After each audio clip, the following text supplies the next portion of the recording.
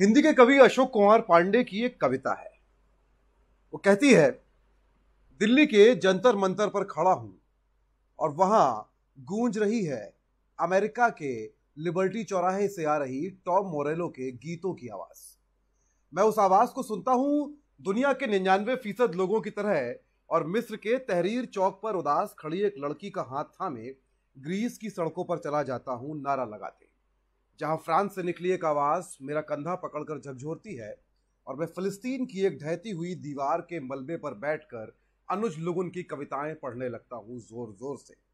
मैं शोपिया की सड़कों पर एक ताजा लाश के पीछे चलती भीड़ में सबसे पीछे खड़ा हो जाता हूं और कुडनकुलम की गंध से बोराया हुआ उड़ीसा की बिकी हुई नदियों के बदरंग बालू में लौटने की कोशिश करता हूं तो एक राइफल कुरेदती है। मैं खिसियाया हुआ मणिपुर के अस्पताल में जाकर लेट जाता हूं भूखा, जहां श्योपुर के जंगलों में जड़ी बूटी बीनती एक आदिवासी लड़की मेरे सूखे होठों पर अपनी उंगलियां फिराते हुए कहती है, भूख चयन नहीं होती हमेशा, ली गई भूख अपराध है और दी गई भूख देशभक्ति। इस कविता से आज का सवाल जो है, इसको शुरू करने का एक मकसद है। इस कविता में अमेरिका के लिबर्टी चौराहे पर हो रहे प्रोटेस्ट की बात है, तहरीर चौक पे होने वाले प्रोटेस्ट की बात है, इस कविता में ग्रीस की सड़कों पर हो रहे प्रोटेस्ट की बात है, लेकिन राइफल कुरेदती है आपको हिंदुस्तान के प्रोटेस्ट में। हम आज बात कर रहे हैं उत्तर प्रदेश के बारे में। सवाल में मेरा नाम है मयंक, जैसा कि आप जानते हैं। रुक्मिणी सेन हमारी मैनेजिंग एडिटर हमारे साथ हैं और हमारे साथ लखनऊ से दो खास मेहमान जुड़ रहे हैं। मैं स्वागत करता हूं अमिक जमई का, जो संयोजक हैं संविधान बचाओ देश बचाओ आंदोलन के, और संविधान बचाओ देश बचाओ आंदोलन के जो अध्यक्ष हैं प्रोफेसर रमेश दीक्षित, लखनऊ विश्वविद्यालय के फॉर्मर जो है अध्यापक हैं, प्रोफेसर हैं। और जो कविता मैंने पढ़ी उसका मैं एक स्पेसिफिक सेंस में यूज इसलिए कर रहा था क्योंकि ये कविता हमको चेताती है कि एक लोकतंत्र से तानाशाही की ओर जाते हुए एक बहुत क्रांतिक यानी कि बहुत क्रिटिकल सही लाइन होती है। उस थिन लाइन को हम कब पार करते हैं हमें पता नहीं चलता। इसमें सरकारें जिम्मेदार होती हैं, पर एक नागरिक के तौर पे जब हम संवैधानिक तौर पे चुनी गई सरकारों को असंवैधानिक काम करते हुए चुपचाप देखते हैं तो हमारी जिम्मेदारी भी उतनी ही होती है। यूपी में सीए और एनआरसी के कानून के खिलाफ जो प्रदर्शन हुए, उसके बाद हम सबने देखा क्या हुआ। न केवल पुलिस ने हिंसा की, लोगों को मारा, उसमें बेगुनाह लोग भी थे जिनको पीटा गया, भारी मात्रा में लोगों पर कानून लगाए गए एनएसए जैसे। और उसके बाद बेल होने के बाद जब सरकार से कुछ नहीं बना तो राज्य सरकार ने लाखों लाखों रुपए की वसूली के नोटिस एक्टिविस्ट से लेकर किसी बेचारे गरीब साइकिल रिक्शा चलाने वाले तक को भेज दिए। अमीक और प्रोफेसर दीक्षित फिलहाल इस वक्त इन लोगों की बेल कराने से लेकर उनकी लीगल लड़ाई लड़ने के एक बेहद जरूरी काम में लगे हैं। जैसा कि इनके आंदोलन का नाम है संविधान बचाओ देश बचाओ, मैं अपनी मैनेजिंग एडिटर रुक्मिणी को आमंत्रित कर रहा हूं कि रुक्मिणी इस बातचीत की शुरुआत करें। रुक्मिणी।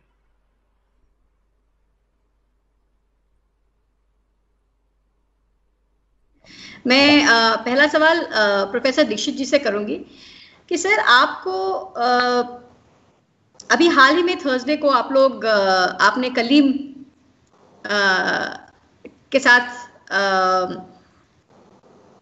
साथ कुछ हुआ। कलीम कौन है और थर्सडे को जब आप लोग कोर्ट में गए तो क्यों गए, इसके बारे में बताइएगा। और थोड़ा सा मुझे इसके बैकड्रॉप में ये भी बताइएगा कि उत्तर प्रदेश जो recovery of damage to public and private ordinance है, ये क्या है? देखिए, एक बात पे गौर कीजिए आप कि लोकतांत्रिक व्यवस्थाओं में प्रतिरोध की आवाजें हमेशा से उठती रही हैं और ये लोकतांत्रिक अधिकार है जनता का। उत्तर प्रदेश में हुआ ये, एक बड़ा कानून बना देश में, जिस कानून के खिलाफ जनता सड़कों पर आई, जो स्वाभाविक है कि जनता का अधिकार है शांतिपूर्ण तरीके से प्रतिरोध व्यक्त करना। मगर ऐसा पहली बार हुआ है रुक्मिणी जी कि सरकार कानून के आधार पर नहीं, अगर कानून के आधार पर उस प्रतिरोध के विरोध में कुछ कहती तो समझ में आता। सरकार प्रतिशोध की भावना से कर रही है, सबक सिखाने के हिसाब से कर रही है, ऐसा पहले कभी नहीं हुआ है। अब कलीम की बात करें तो एक रेहड़ी वाला स्वाभाविक है अगर वो किसी जगह से जा रहा था और उसे पुलिस के लिए आसान तरीका होता है कि राह चलते किसी भी गरीब आदमी को धोखा देना किसी बात में। गौर कीजिए इस बात पे, उत्तर प्रदेश की इतनी बहादुर सरकार है जो किसी विकास दुबे का कुछ बिगाड़ नहीं पाई थी शुरू में, किसी भी माफिया का कोई बिगाड़ नहीं पाती है। और हमारे अवधि में एक कहावत है कि लंगड़ी बिलार घर ही में शिकार। लंगड़ी जो बिल्डिंग होती है उसकी सारी की सारी बहादुरी घर के अंदर की पहुंच हो जाती है, आसपास कुछ नहीं कर पाती है। हमें जो इस पूरी प्रकरण में जिस बात से परेशानी ये है कि क्या हुकूमत किसी कानून के शासन के दायरे में चलेगी या उस सत्ता के जितने भी कारकुन हैं वो मनमाने तरीके से किसी भी राह चलते गरीब आदमी पर अपनी सत्ता की ताकत का प्रदर्शन करना चाहेंगे। इस पूरे प्रकरण में जो हुआ ये है, ये जो अध्यादेश है, अगर इस अध्यादेश को ही मान लें तब तो सवाल ये है कि आंध्र प्रदेश के माननीय मुख्यमंत्री जो दर्जनों केस थे गोरखपुर में चल रहे थे, उन पर भी कार्रवाई होनी चाहिए। अगर ट्रांसपेक्टिव तरीके से ही इस अध्यादेश का अमल में लाना है तो सबसे पहले तो उत्तर प्रदेश के मुख्यमंत्री, उत्तर प्रदेश के उप मुख्यमंत्री, इनके खिलाफ कार्रवाई होनी चाहिए। तो सवाल ये उठता है इस अध्यादेश के बहाने तो खौफ का माहौल पैदा करने की कोशिश है और जिसमें अल्पसंख्यकों को खास तौर से निशाना बनाया जा रहा है। जब से ये हुकूमत सत्ता में आई है उत्तर प्रदेश की, वो लगातार किसी न किसी बहाने टारगेट कर रही है केवल मुस्लिम्स को। सारी की सारी नीतियां इस कोविड के दौर में भी, जबकि कोशिश होनी चाहिए थी कि दवा की इजाद की जाए, चेकअप किया जाए, अस्पतालों में मरीजों की ठीक से जांच की जाए, इस वक्त सरकार का एक ही काम रह गया है कि किसी कलीम को, किसी डॉक्टर कफील को, इन तमाम लोगों को लगातार परेशान करना। सवाल ये उठता है इस अध्यादेश की अगर नियत साफ, बार बार सरकार की गलती में कहना चाहता हूँ, इस सरकार की नियत साफ और इस सरकार लगातार इन कानूनों की वजह से गरीब आदमी कुर्की की नोटिस देकर उसकी दुकान छीन जाएगी, उसका छोटा सा कहना चाहिए आमदनी का जरिया है वो छीन जाएगा। इस बहाने वो लोगों की आवाजों को दबाना चाहती है। हमारा ये कहना है कि हम किसी भी लोकतांत्रिक व्यवस्था में जनता के अपना विरोध प्रदर्शन करने के अधिकार की रक्षा के लिए लड़ रहे हैं और साथ साथ ये भी है कि हम किसी भी तरह से अल्पसंख्यकों और बहुसंख्यकों के बीच में कोई फाक पैदा नहीं करना चाहते। हम एक शहरी की तरह से, नागरिक की तरह से शांतिप्रिय तरीके से काम करना चाहते हैं। 19 दिसंबर को जो हुआ था उसमें भी याद रखिएगा कि जिस जगह परिंदा भी पर नहीं मार सकता था, जहां सरकार की जो सिक्योरिटी थी इतनी दुरुस्त थी, इतनी चुस्त दुरुस्त थी, प्रदेश के सारे अधिकारी वहां लगे हुए थे, वहां पर अगर गाड़ी फूंक गई, जला दी गई, तो हमारा तो साफ मानना है ये पुलिस का किया हुआ है, ये सरकार द्वारा प्रायोजित हिंसा थी। तो जिस प्रायोजित हिंसा के बहाने गरीब आदमियों को परेशान करने की कोशिश की जा रही है, इस पर हमें गौर करना पड़ेगा। तो सवाल ये है कि उत्तर प्रदेश में जो कानून और व्यवस्था नाम की चीज समाप्त हो चुकी है, कानून का शासन खत्म हो चुका है, और सरकार की जो भाषा है वो भाषा सरकार की भाषा नहीं है, वो मुख्यमंत्री की भाषा नहीं है, वो अफसरों की भाषा नहीं है, वो तो राह चलते उन लोगों की भाषा है जो विकास दुबे वगैरह की भाषा होती है। और ये सोच के तकलीफ होती है कि हमारी आवाजों को, प्रतिरोध के स्वरों को लगातार दबाने की कोशिश की जा रही है और पूरी रिकवरी की जो कोशिश है वो प्रतिशोध की भावना से, बदले की भावना से की जा रही वो कार्रवाई है जिस कार्रवाई को कोई भी लोकतांत्रिक व्यवस्था में क्षमा नहीं किया जा सकता। हम कहना चाहते हैं। मैं कलीम से यहाँ पे एक सवाल, कलीम मेरे दिमाग में चल रहा है, सॉरी, अमित जी से यहाँ पे एक सवाल पूछना चाहती हूँ कि थोड़ा सा मुझे कलीम के केस के बारे में बताइए, क्योंकि प्रोफेसर साहब ने वो अच्छे से समझाया कि एक्चुअली हो क्या रहा है उत्तर प्रदेश में, पर कलीम का क्या मसला था, क्या सच में ये अभी थर्सडे को ही ये केस हुआ है, थर्सडे को ही कोर्ट में ये हियरिंग भी हुआ है, तो क्या ये सच में कलीम ने जाकर के कहीं पे कुछ तोड़फोड़ किया? क्या सच में कुछ प्रॉपर्टी, पब्लिक या प्राइवेट प्रॉपर्टी को डैमेज किया? क्या मामला था?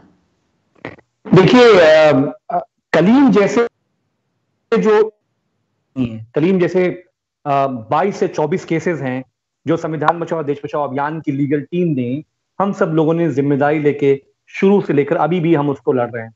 कलीम का मामला ये है कि वो एक रिक्शा चालक है और वो कहीं पे काम करने जा रहा था। जैसे कि प्रोफेसर दीक्षित साहब जो हमारे अभियान के चेयरमैन भी रहे हैं, उन्होंने साफ साफ कहा कि पुलिस के संरक्षण में सब कुछ हुआ।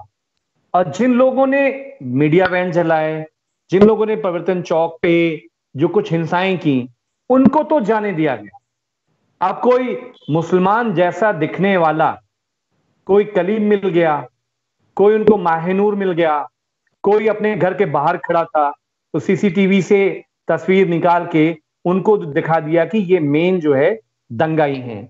कलीम एक झुग्गी में रहता है, एक बीवी है उसकी, बच्चे नहीं हैं। उनको जो है जब हम लोगों ने निकाला तो उसने ये बताया कि वो ठेला लेके अपने काम करने को जा रहे थे। जब पुलिस ने उनसे पूछा कि आपका नाम क्या है तो उन्होंने नाम बताया और कहा कि किस तरफ जा रहे हो, तो उन्होंने कहा कि साहब मैं इधर जा रहा हूं। तो उनको उठा के उनको जेल में डाला गया। दोबारा क्या हुआ कि उनका नाम 21 लाख के नोटिस में आया। देश के बड़े बड़े लोगों ने उनका फोटो ट्वीट किया। समाजवादी पार्टी के राष्ट्रीय अध्यक्ष अखिलेश यादव जी ने ट्वीट किया कि गरीब आदमी से 21 लाख रुपए। मेन बात यह है नहीं समझने की कि उसकी बुनियाद क्या है, किस बुनियाद पे ये वसूलियां हो रही हैं। ये 2011 का 8 जनवरी 2011 का एक ऐसा अध्यादेश है, कानून है जो मायावती जी के जमाने में आया था। और वो विशेषकर इसलिए आया था कि हड़ताल, धरने, प्रदर्शन जो होते हैं उसमें जो प्रदर्शनकारियों के जरिए जो डैमेजेस होते हैं तो उसको वसूला जाएगा। लेकिन इसमें कोई ट्रिब्यूनल नहीं है। इसके अंदर एडीएम को पावर है कि वो पुलिस के साथ मिलकर तफ्तीश करेगा कि कौन लोग शामिल थे। तो हमने एडिशनल जज एसएस पांडे लखनऊ बेंच के, जिनके जरिए इनकी बेल हुई, उन्होंने आईओ से पूछा था कि आप हमें सीसीटीवी का वीडियो फुटेज बताओ जिसमें ये जिनका आप नाम बता रहे हो इन लोगों ने तोड़फोड़ किया। तो आईओ ने कहा कि हमारे पास कोई वीडियो फुटेज नहीं है। सवाल यह है कि इस कानून का बुनियाद क्या है? फिर तो वही बात है कि दीक्षित साहब ने जो कहा कि ये पूरा खौफ बनाने का माहौल, योगी जी जो हमेशा मैसेज देना चाहते हैं कि मियां लोगों को टाइट कर दिया, तो ये टाइट करने का एक पूरा काम ये कर रहे हैं। और उस गरीब की जब अरेस्टिंग हुआ उसके बाद हमारी लीगल टीम ने अर्जेंट इंटरवेंशन किया इस मामले में, जिसपे 2 दिन पहले जो है बेल।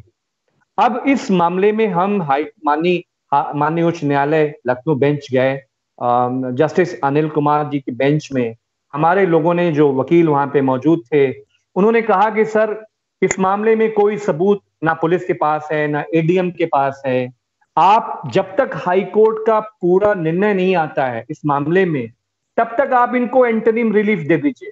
क्योंकि आज अगर इनका एक कमरे का झुग्गी में आप छीन लोगे, इनका आसरा छीन लोगे, तो ये मियां बीवी जो ऐसे लोग हैं ये सड़क पे आ जाएंगे।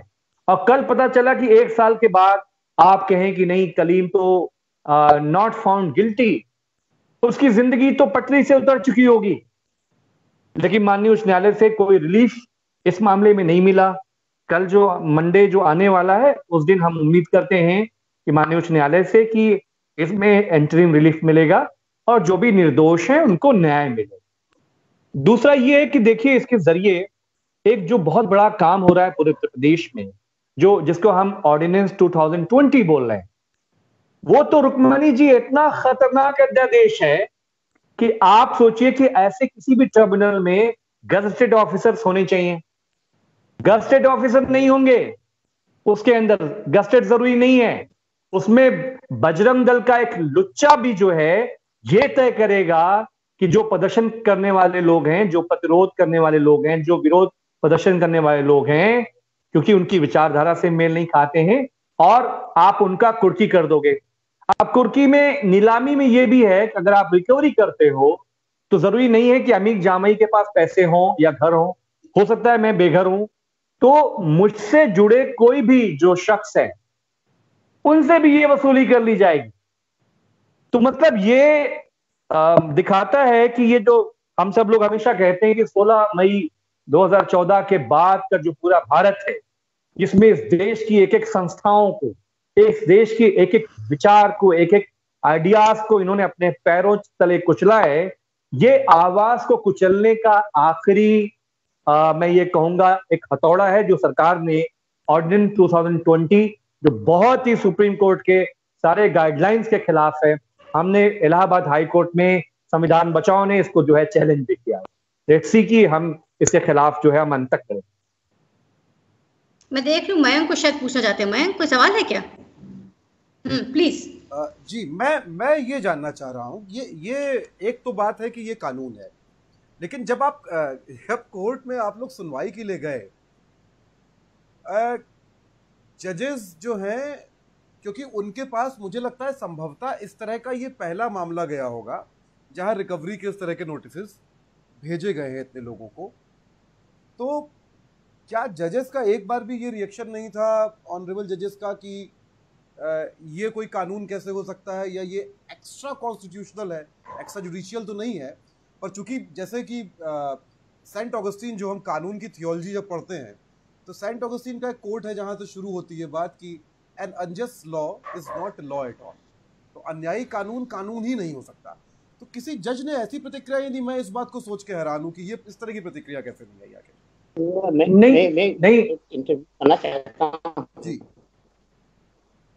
बैंक की बात की, इलाहाबाद हाई कोर्ट ने साफ साफ से कहा था कि जो आप पोस्टर लगा रहे हो, आप तथाकथित उपद्रवियों के फोटो लगा दे रहे हो लगातार, ये किस कानून के तहत कर रहे हो? किसी भी कोई भी आईपीसी का, सीआरपीसी का कानून इस बात की इजाजत नहीं देता कि आप जिनके खिलाफ फोटो लगाएं, कुर्की की बात करें। इस तरह से आप उन तमाम लोगों को भीड़ के न्याय के हवाले कर रहे हैं।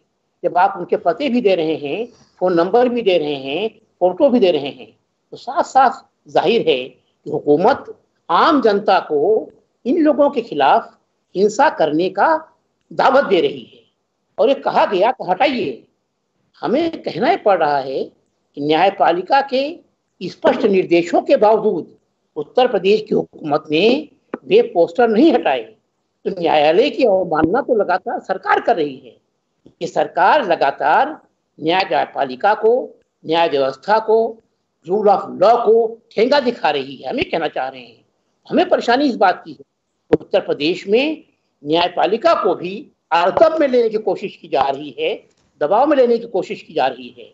हम तो न्यायपालिका की आजादी के पक्षधर हैं और हमें न्यायपालिका पर ही न्याय का भरोसा है।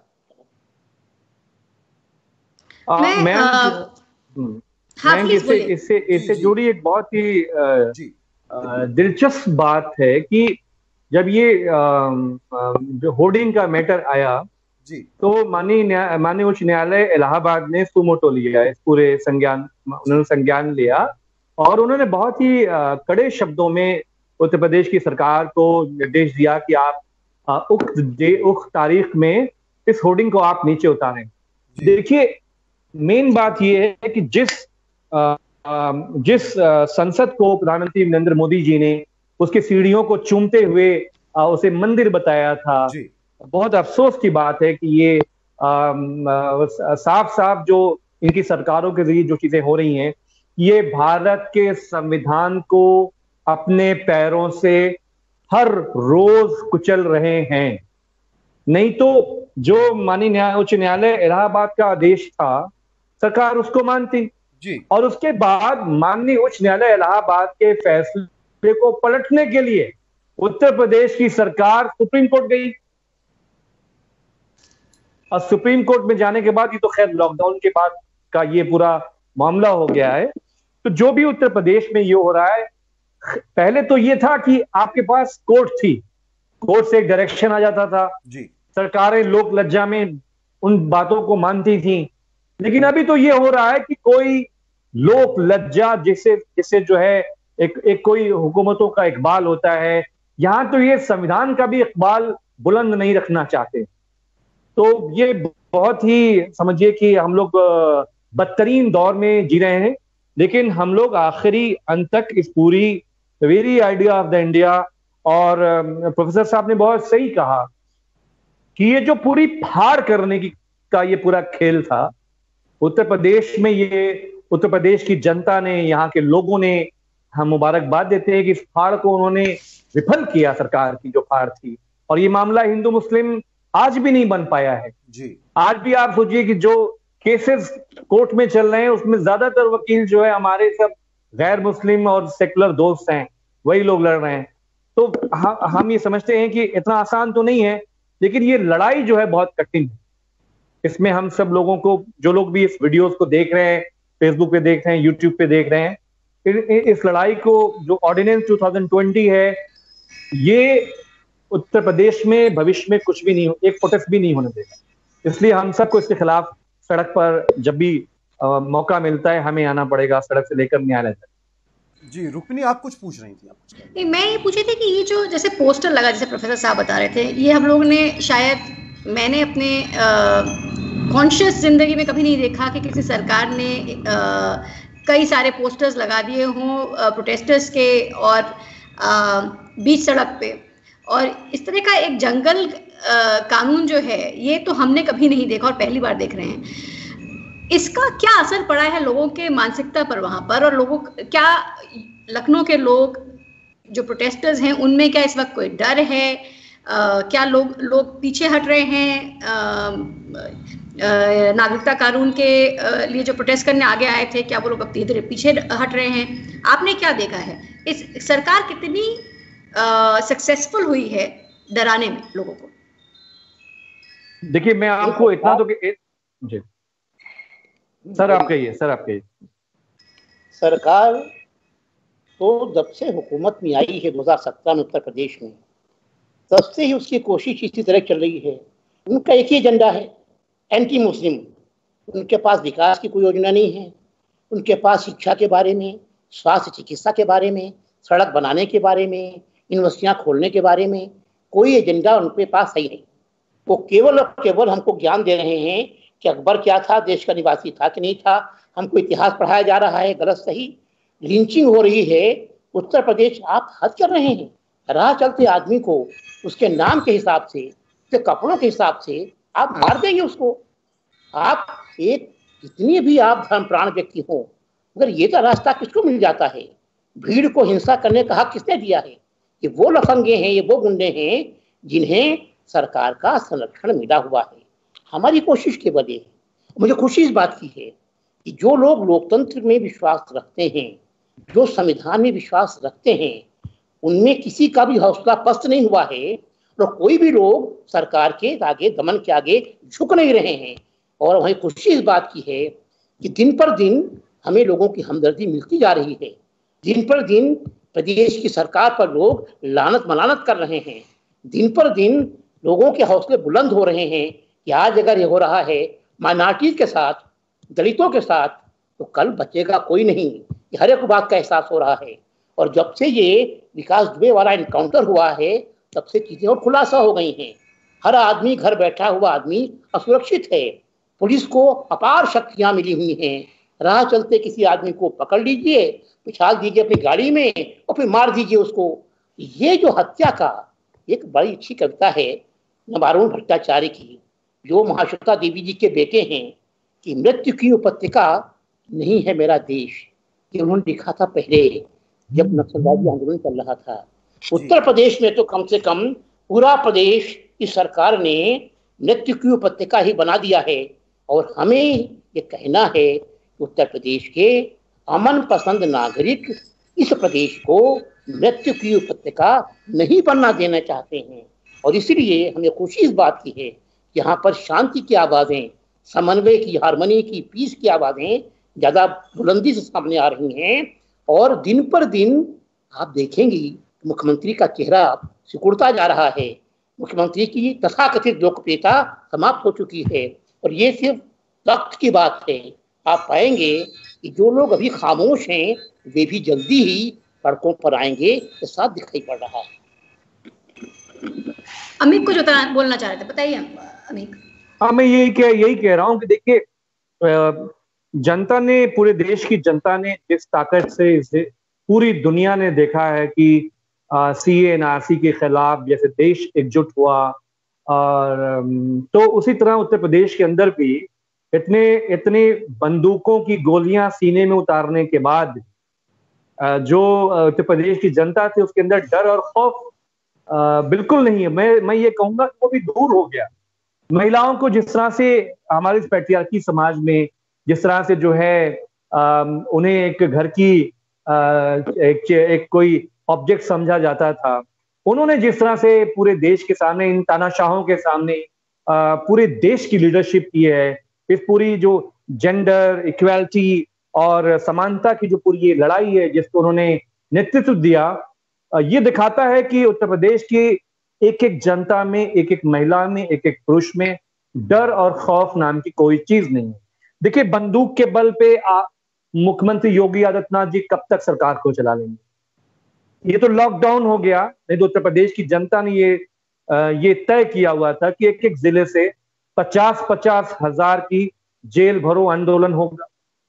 इतना जेल भरो आंदोलन कल अगर ये दोबारा से इन कानूनों के लाने के बारे में सोचते भी हैं तो आप इनको रखोगे क्या?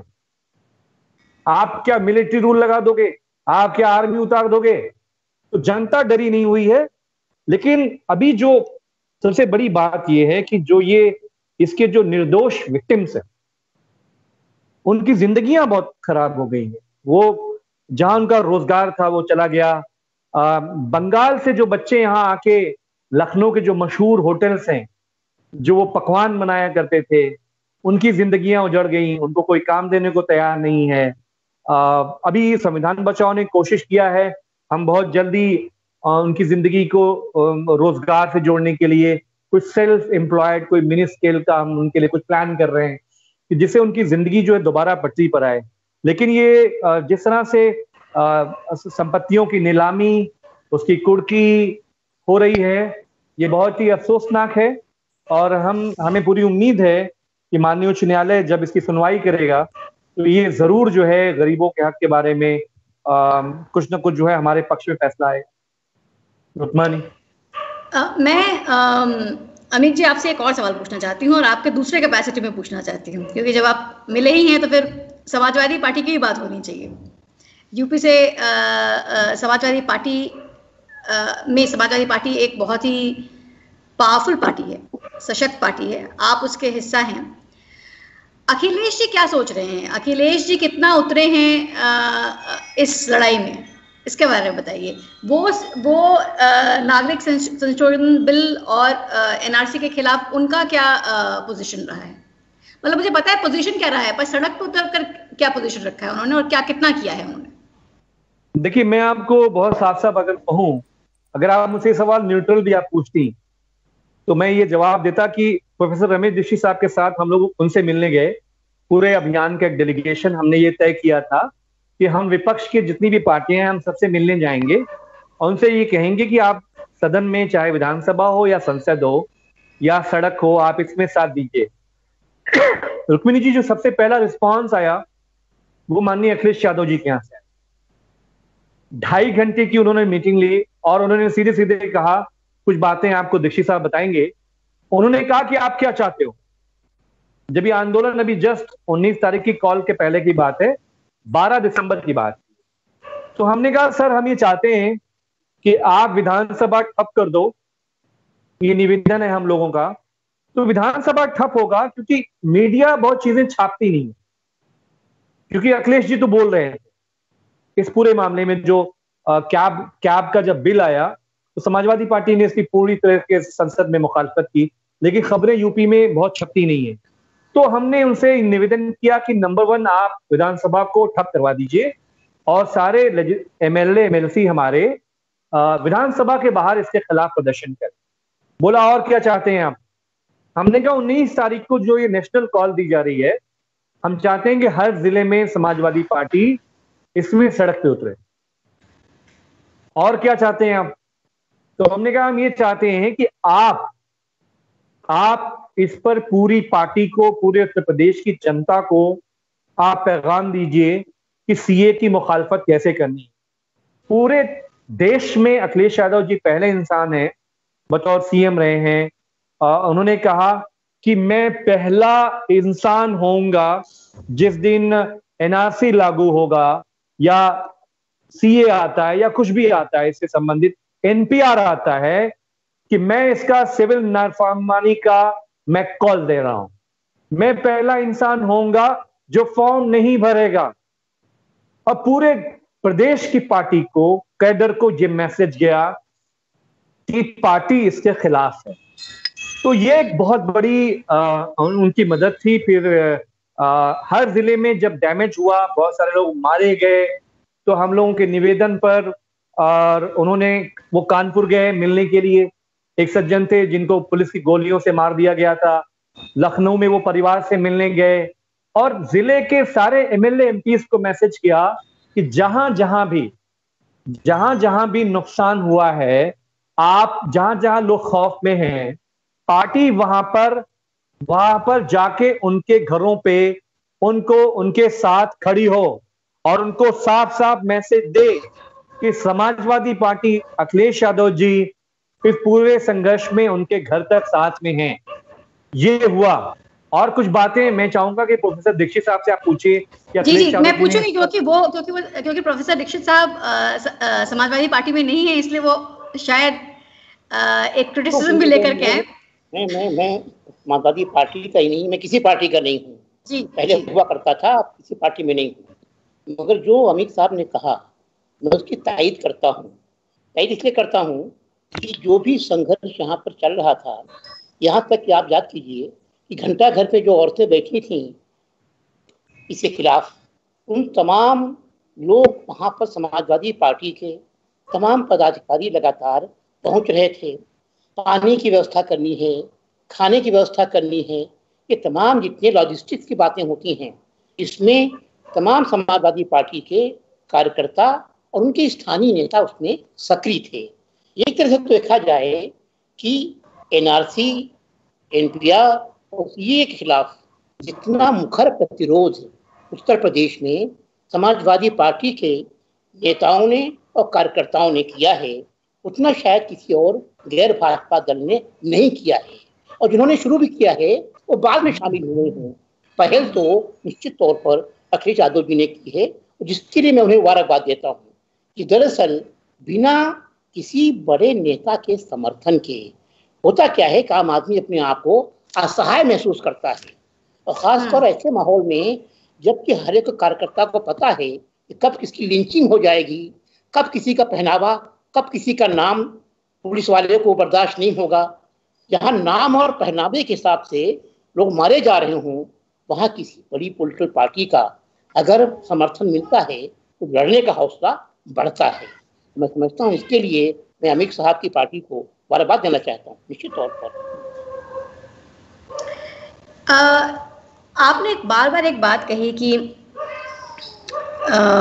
जो केंद्र में सरकार हो या जो प्रदेश में सरकार है वो एंटी माइनॉरिटी है। ऑफ कोर्स नागरिक संशोधन बिल अपने आप में एक डिस्क्रिमिनेटरी बिल है, उस पे तो मेरे ख्याल से जो भी थोड़ा पढ़ा लिखा है और जो पढ़ रहे हैं और फॉलो कर रहे हैं उनको पता है, वो इस बात को मानेंगे।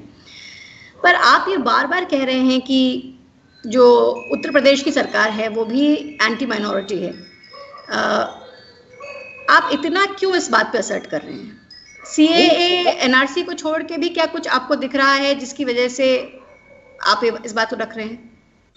एनआरसी की बात तो बाद में आई, जब से 2017 में हुकूमत आई उत्तर प्रदेश में योगी जी की, तब से ये केवल और केवल आप इनकी हुकूमत की शुरुआत ही अखलाक की हत्या से हुई थी। तो सवाल ये है कि आप रात किसी के घर में रेफ्रिजरेटर में आप कैसे सूंघ लेते हो? ये तो कोई नहीं सूंघ, जानवर नहीं सूंघ पाता है। आप सूंघ लेते हो, उसके यहाँ जो रखा हुआ है गोश्त वो बकरे का है कि गाय का है? कमाल के लोग हैं ये लोग। तो दरअसल ये खास भोंडे तरीके से, लगभग भद्दे तरीके से पिछले 4-3 साल में उत्तर प्रदेश में सरकार सरकार के कार्यकर्ता, सत्तारूढ़ पार्टी के लोग, ये सब लोग मिलकर केवल और केवल एक ही काम कर रहे हैं कि हर तरह के उस लफंगे को, उस गुंडे को प्रश्रय देना जो अपने आप को मुसलमानों के खिलाफ बोलता हुआ दिखाई पड़ता हो। तो शुरुआत में कहना चाहता हूँ, ऐसा कैसे है कि अचानक सारा इतिहास उखड़ने आ गया, अकबर के खिलाफ भी शुरू हो गया, तो अकबर की अच्छी में थे। हमारे पास तो हमने इतिहास पढ़ा है, वहाँ यही है कि अकबर सबको साथ लेकर चलता था। हमने तो ये पढ़ा है कि बाबर ने हुमायूं को वसीयत लिखी थी कि तुम्हारे राज्य में गौकुशी नहीं होनी चाहिए। हमने तो पढ़ा है कि मुगल बादशाहों का कोई भी व्यक्ति वापस अपने गांव गए ही नहीं, सब यहीं फंस गए। सवाल ये भी उठता है रुक्मिणी जी कि कितनी पीढ़ी बाद आप ये मानते हो कि आदमी यहाँ का है। अकबर विदेशी कैसे हो गया भाई? अकबर तो तीसरी पीढ़ी का है, उसने यहीं गिल्ली डंडा खेला होगा, वहीं जमुना में तैरता होगा, वहीं पेड़ पर चढ़ना सीखा होगा। तो सवाल इसी बात का है। हमारा ये मानना है कि लगातार 2017 से एंटी मुस्लिम माहौल बनाने की कोशिश ही नहीं की गई, बल्कि मुसलमानों के खिलाफ हिंसा करने के लिए बहुसंख्यक समुदाय के लोगों को प्रोत्साहित किया गया। और इसलिए ये जो बहुसंख्यकवाद है, इस बहुसंख्यकवाद की हमारी भारतीय संविधान में कोई गुंजाइश नहीं है। हमारे यहाँ इक्वलिटी बिफोर लॉ है, हमारे यहाँ धर्म की, उपासना की, विश्वास की पूरी आज़ादी है। इसलिए हमारा मानना है कि उत्तर प्रदेश की सरकार संविधान की धज्जियां उड़ा रही है, संविधान विरोधी है, लोकतंत्र विरोधी है, बहुसंख्यकवाद पर आश्रित है और एक तरह से पूरे समाज के जो ताना बाना है एकता का, उसे नष्ट करने की कोशिश कर। और इसीलिए ये जो पूरी प्रक्रिया चल रही है, ये आइसोलेशन में नहीं है। ये जो केस चल रहा है 3 दिसंबर को कार्रवाई की जा रही घटना के बारे में, आइसोलेशन में नहीं है, ये जुड़ता हुआ है।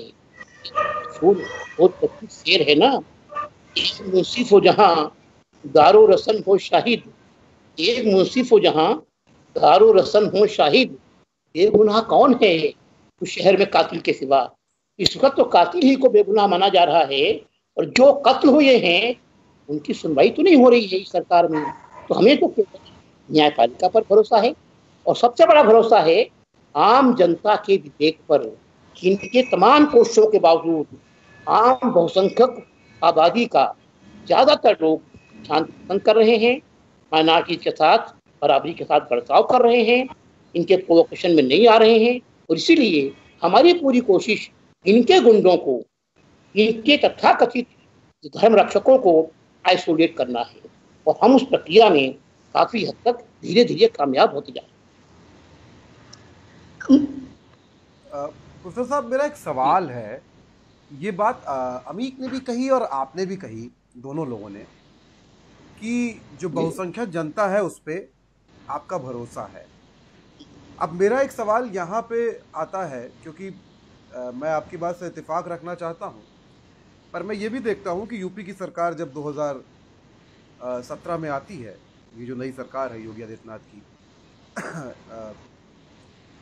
उसके पहले लिंचिंग के तमाम मामले हो चुके थे, अखलाक हो चुका था, दादरी हो चुका था और मामले हो चुके थे। इसी जनता ने इतना भारी बहुमत एक पॉलिटिकल पार्टी को या इस सरकार को दिया, आपको अभी भी उसके विवेक पर भरोसा है? मेरा ये सवाल है, बहुत सीधा सवाल है, मतलब इसको घुमा फिरा के नहीं पूछना चाहता।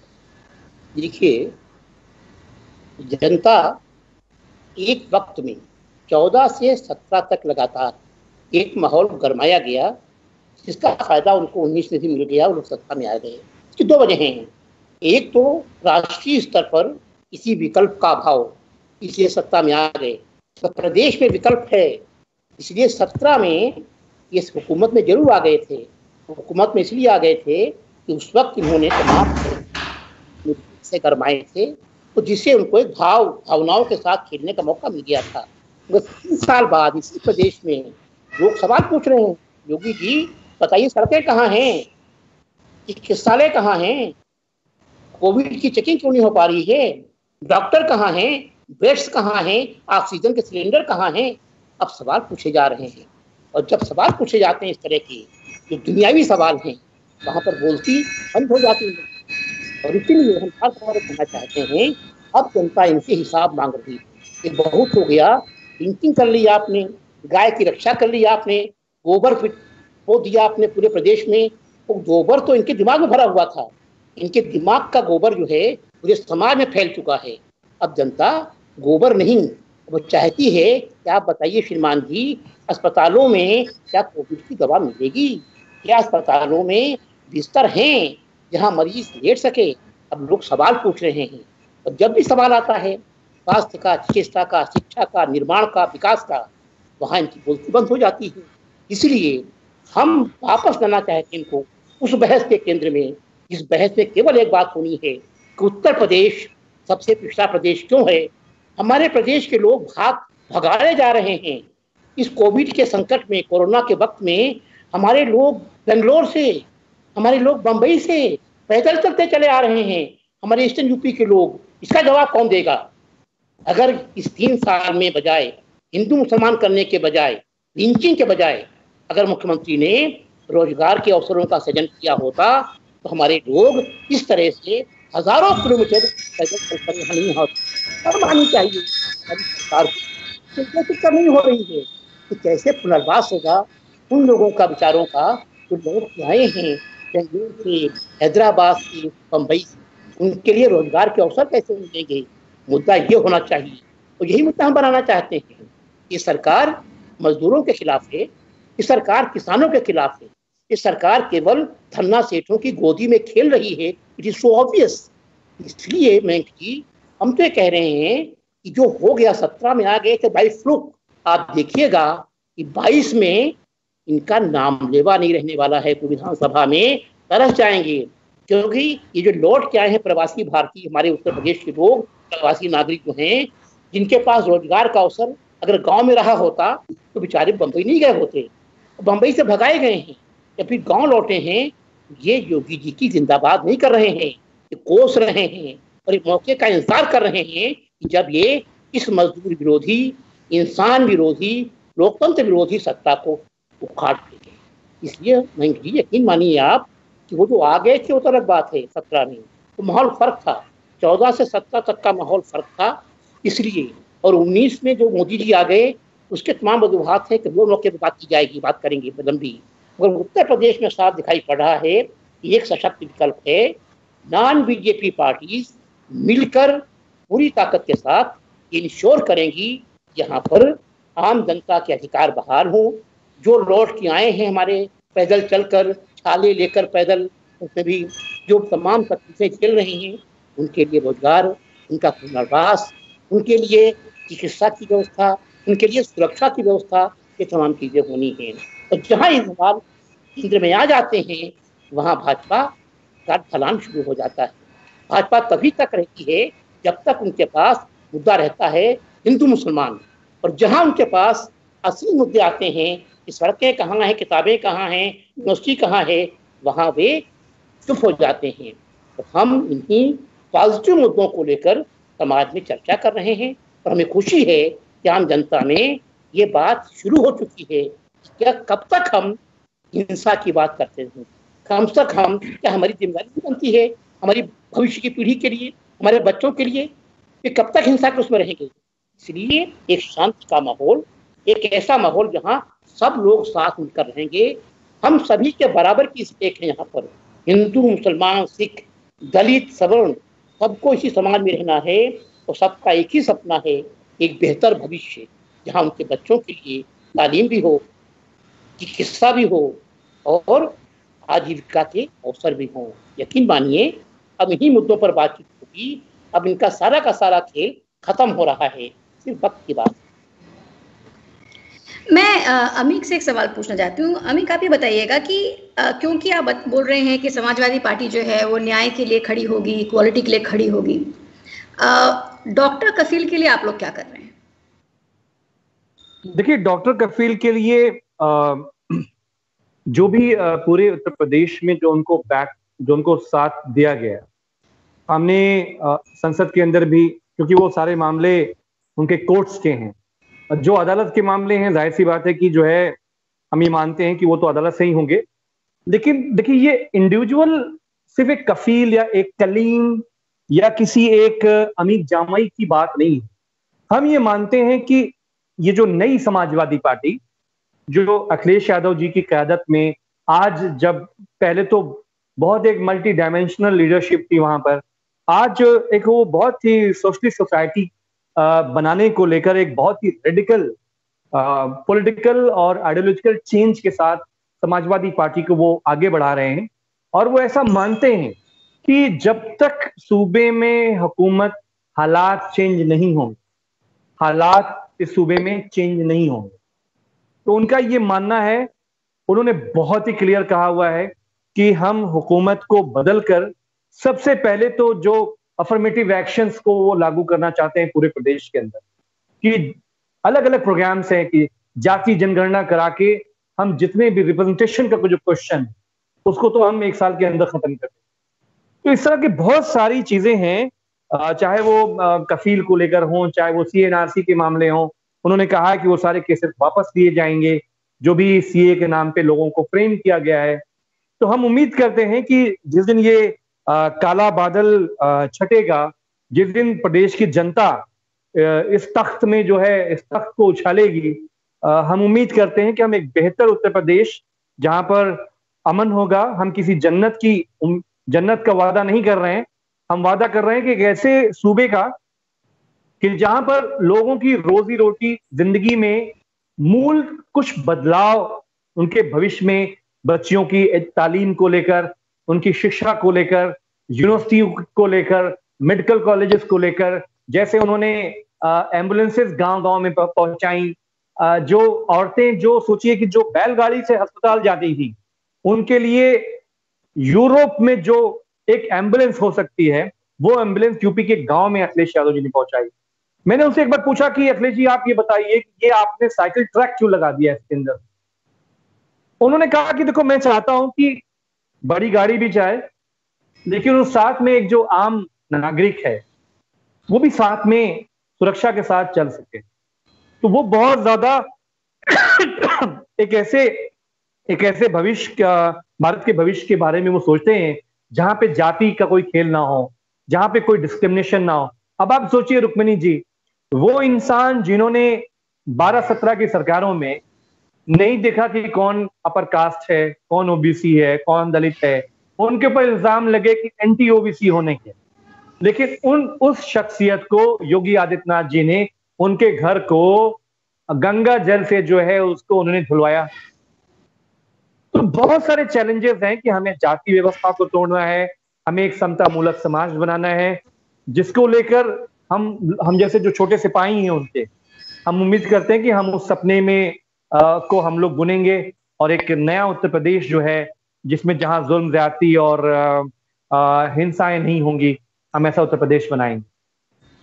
हम भी आशा करते हैं कि आप ऐसा उत्तर प्रदेश बनाएंगे। पर मेरा जो सवाल था डॉक्टर कफील को लेकर वो अभी बना हुआ है अमित जी, क्योंकि ये एक ऐसा नागरिक है जिसने पूरी तरीके से अपनी जिम्मेदारियां पूरी की, बहुत रिस्पॉन्सिबिलिटी के साथ की, और उसको क्योंकि उसने अपनी रिस्पॉन्सिबिलिटी पूरी तरीके से निभाई इसलिए उसको जेल में डाल दिया गया और कई तरीके के तकलीफ से उसको गुजरना पड़ा। और उसका मेन रीजन अगेन उसका मजहबी है, उसके धर्म की वजह से ही उसके पीछे पड़ा गया। ऑफ कोर्स इसलिए भी पड़ा गया क्योंकि सरकार बहुत एम्बैरेस्ड हुई, योगी सरकार को एक बड़ा सा एम्बैरेसमेंट उनको सहना पड़ा डॉक्टर कपिल की वजह से। हाँ जी, डॉक्टर कफील का एकमात्र गुनाह ये था कि वे उस जगह पोस्टेड थे जहां मुख्यमंत्री का चेहरा पूरी तौर से बेनकाब हो रहा था। उस अस्पताल में पोस्टेड थे जो अस्पताल मुख्यमंत्री के चुनाव क्षेत्र में था और जहां पर ऑक्सीजन की कमी से सैकड़ों बच्चे मर गए थे। पहली बार कफील ने कहा था कि राजा नंगा है, चिराग तले अंधेरा है, ये कफील ने बताने की कोशिश की थी। कफील हमारी कॉन्शियस कीपर थे। उन्होंने उस अस्पताल में तमाम बच्चों के लिए चिकित्सा की जो व्यवस्था की गजब की मानी गई। उस वक्त उस क्राइसिस के मौके पर अकेला आदमी था जो मसीहा की तरह से काम कर रहा था और यही उसका गुनाह था, क्योंकि वो इन लोगों के बदनुमा चेहरे को लगातार एक्सपोज कर रहा था। ये उसकी प्रॉब्लम थी। रुक्मिणी जी, मैं कह रहा हूँ कि जब गोरखपुर में ये वाकया हुआ आप वादा करिए अमित, मैं आपसे कह रहा हूँ, आप वादा भी करिए कि जब आपकी सरकार अगर आती है अगर, और अभी इस वक्त इन ऑपोजिशन, आप इसको लेकर के एक अच्छा सा कैंपेन करेंगे, डॉक्टर कफील के लिए लड़ेंगे, क्योंकि आप लोग बहुत बड़े ऑपोजिशन है वहां पे। सॉरी, मुझे पता है कि हम लोग एक दूसरे विषय पे बात कर रहे थे, पर वो उसका ये भी उसका एक्सटेंशन ही है। लेकिन मैं आपकी बात को जवाब दे दूं आपको। मैंने कहा कि यूपी की जो खबरें हैं, आप बंबई में बैठी हैं, मुझे बंबई की कोई अच्छी खबर यहाँ नहीं मालूम पड़ती यूपी के अंदर। जब जिले में गोरखपुर में ये पूरा मामला हुआ, उसी वक्त मेरे राष्ट्रीय अध्यक्ष अखिलेश यादव जी ने कफील के पक्ष में स्टैंड लिया। वो चाहे प्रेस कॉन्फ्रेंस में बोल सकते थे, वो चाहे ट्विटर पे लिख सकते थे, चाहे वो फेसबुक पे लिख सकते थे। समाजवादी पार्टी ने हर प्रेस रिलीज में हर बार उनके पक्ष में खड़े होने की गुहार जनता से भी लगाई। और समाजवादी पार्टी का एक एक वर्कर गोरखपुर का, या हम सभी कौन लोग हैं, हम लोग दिल्ली से लेकर उनको प्रेस कॉन्फ्रेंस कराना। दिल्ली में तो वो दिल्ली के तो नहीं है। जो लोग दिल्ली में मिले वो सब बहुत सारे इंडिपेंडेंट साथी, बहुत सारे हम जैसे लोग, जिन्होंने उनको गोरखपुर से ले आके वहां तक आवाज को उठाने में उनकी मदद की। मेरा सिर्फ ये कहना है कि हम ऐसी किसी भी आवाज जिसको सरकार दबाना चाहती है, मेरी पार्टी, मेरे राष्ट्रीय अध्यक्ष, हम जैसे छोटे से वर्कर, हमें तो आदेश से खड़े होने का, कहीं पे भी कोई मामला हो जाए तो हम इसमें खड़े हैं। और हम आपको भरोसा दिलाते हैं कि कहीं पे भी जहां आवाज उठानी है, कोई आवाज मिले ना मिले, समाजवादी पार्टी के लोग आपको वहां पर, अखिलेश यादव जी के लोग आपको वहां पे मिले। ठीक है, तो मैं इस वादे के साथ एक बार फिर से वापस जाऊंगी आपके रिकवरी ऑफ डैमेज के सवाल के ऊपर, कि ये जो आपने बताया रिक्शे वालों को उठाया गया, दर्जी को उठाया गया, ऐसे लोग जो सड़क पर प्रोटेस्ट भी नहीं कर रहे थे। प्रोटेस्ट करने में कोई बुराई नहीं है, प्रोटेस्ट करना ही चाहिए, वो एक एक्टिव नागरिकता की निशानी है। पर जो प्रोटेस्ट भी नहीं कर रहे थे उनको पुलिस ने उठा लिया और उनके ऊपर अब इस तरह का डैमेज हुआ है प्रॉपर्टी का, पब्लिक और प्राइवेट, उसका रिटर्न लाखों में उन्होंने मांगा है सरकार ने। आपका क्या कैंपेन रहेगा अब, क्योंकि आप लोगों ने इतना बड़ा संगठन जोड़ा है, क्या आपका कैंपेन रहेगा यहाँ से? देखिए, हम 3 स्तर पर लड़ाइयों को लड़ रहे हैं। एक तो हो गया कि जनता के बीच में जाकर जिस लड़ाई को हम लोगों ने उत्तर प्रदेश में खड़ा किया, जिसकी सदारत प्रोफेसर दीक्षित करते रहे हैं और आगे भी इनका मार्गदर्शन हमें मिला हुआ है। दूसरा ये है कि जो अदालत के लड़ाइयां हैं वो अदालत में होंगी। तो हमने चाहे लखनऊ का लोअर कोर्ट हो, वहां पे हमारी टीम काम कर रही है। लखनऊ की जो हाई कोर्ट है, वहां पे उत्तर प्रदेश के सबसे मोस्ट सीनियर एडवोकेट, यहाँ के जो एजी रहे हैं, जयदीप माथुर साहब, जिन्होंने बहुत सारी बेल लेने में बहुत मदद की।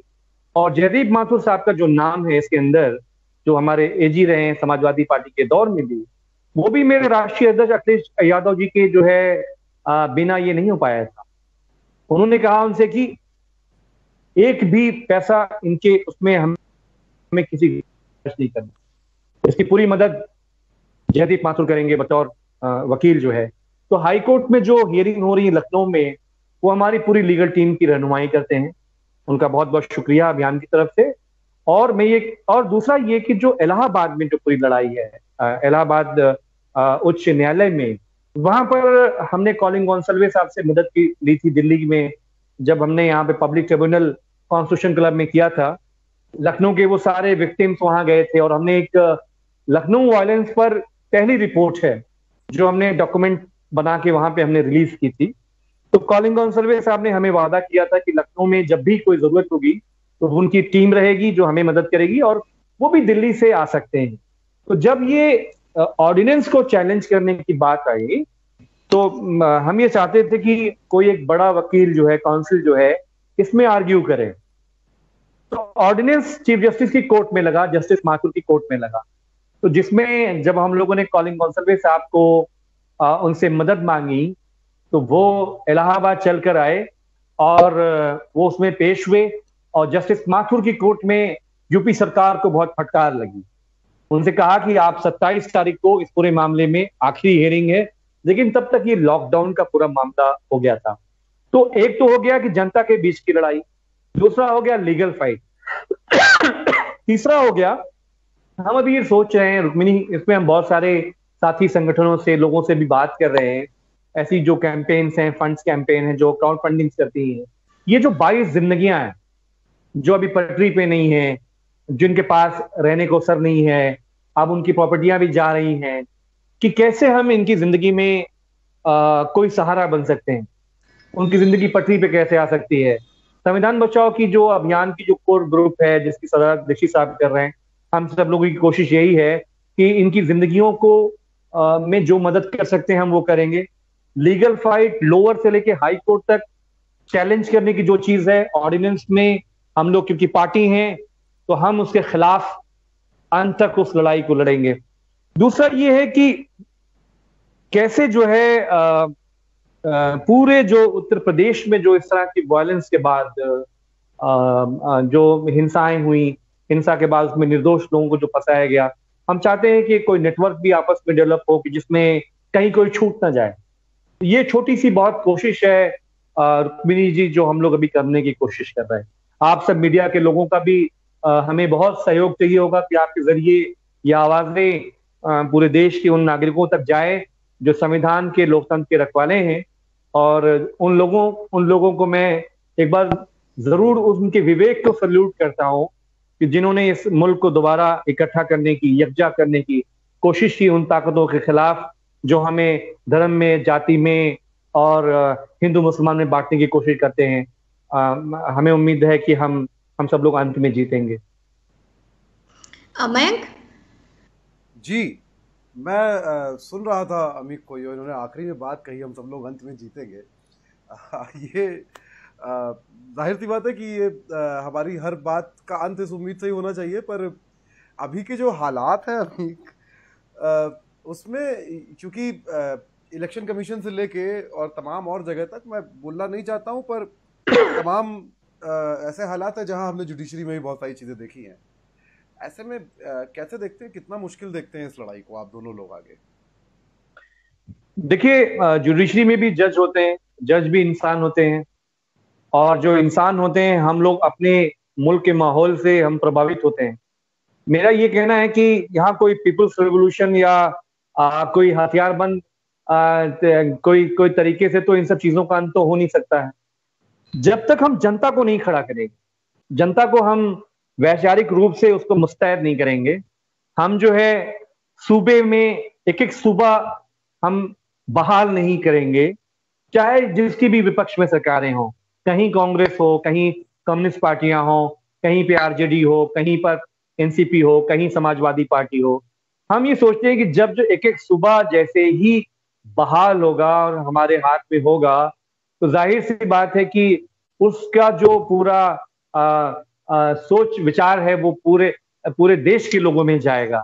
और हम उम्मीद करते हैं कि ये जो जुडिशरी को कब्जा में करने की कोशिश की है, जिसमें जज लोया जैसे लोगों की हत्याएं हुई इस देश के अंदर। देखिए, हमारे देश में, I am so sorry, Atal Bihari साहब का रूल तो नहीं चल रहा है ना, हम इस देश के में हार्डकोर क्रिमिनल्स रूल कर रहे हैं।